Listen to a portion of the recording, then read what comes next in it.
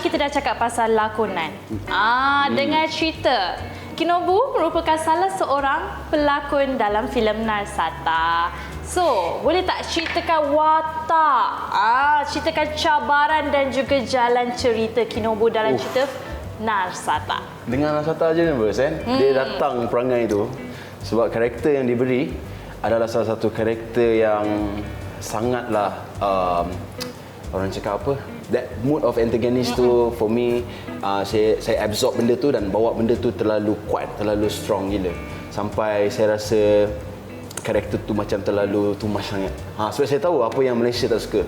Setiap kali diorang tengok cerita hantu. So saya cuba dapatkan benda-benda yang buatkan orang rasa macam tak selesa melihat.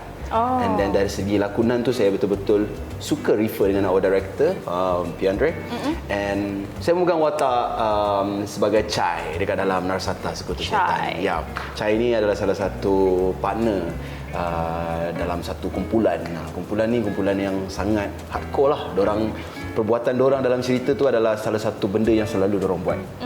Kebetulan pula nak jadikan cerita, malam tu datanglah Narsata. Macam tu lah. Itu nantilah korang akan tengok nanti. Kena sensor. Tak boleh cerita lebih-lebih. Yes. Dan yang waktu sembah roh kang kesumpen ing peteng langgeng ingsun upuk asma